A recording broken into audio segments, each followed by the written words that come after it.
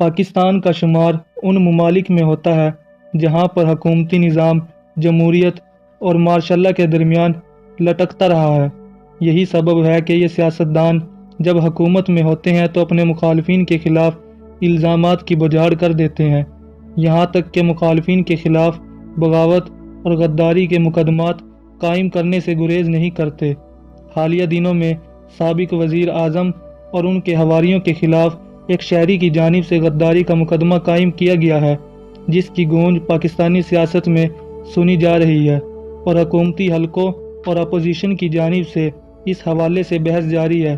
مگر یاد رہے کہ غداری کا یہ پہلا مقدمہ نہیں ہے جو کسی سیاستدان کے اوپر قائم کیا گیا۔ اس سے قبل بھی مختلف ادوار میں سیاستدانوں پر یہ الزام عائد کیا جاتا رہا ہے۔ آج ہم آپ کو ان سیاستدانوں کے بارے میں بتائیں گے جن پر یہ الزام ماضی میں بھی عائد کیا جا چکا ہے۔ فاطمہ جناح،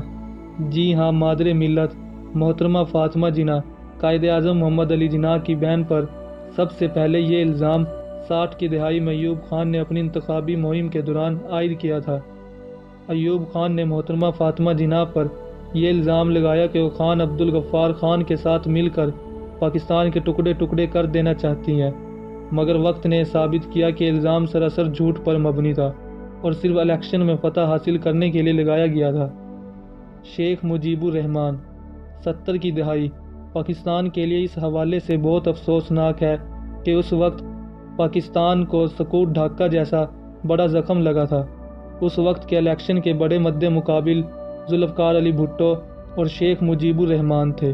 حالیہ دنوں میں سابق وزیر اعظم نواز شریف نے اپنی ایک تقریر میں شیخ مجیب الرحمان کا حوالہ دیتے ہوئے کہا کہ مجھے شیخ مجیب الرحمان بننے پر مجبور نہ کیا جائے۔ شیخ مجیب الرحمان کو مشرقی پاکستان والے اپنا قائد جبکہ مغربی پاکستان والے غدار قرار دیتے رہے ہیں اور سکوت ڈھاکہ کا بنیادی الزام انہی پر عائد کرتے تھے۔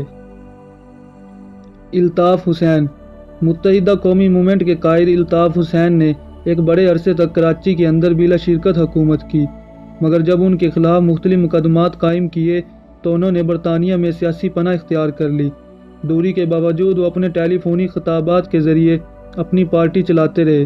مگر جذبات میں آ کر کی گئی ان کی کچھ تقاریر نے انہیں غدار وطن قرار دیا اور ان کے خلاف مختلف تھانوں میں مقدمات قائم کیے گئے اور ان کو غدار قرار دے کر ان پر پابندی عائد کر دی گئی۔ نواب اکبر بگٹی، نواب اکبر بگٹی کی عملی سیاست کا آغاز 2005 میں ہوا جب انہوں نے بلوچستان کے وسائل کے وفاق کی جانب سے استعمال کے حوالے سے وفاقی حکومت کے خلاف احتجاج کا اعلان کیا اور اس حوالے سے ان کے وفاقی حکومت سے کئی مذاکرات ناکامی سے دوچار ہوئے، جس کے بعد انہوں نے قبائلی رواج کے مطابق اعلان جنگ کر کے پہاڑوں پر رہائش اختیار کر لی۔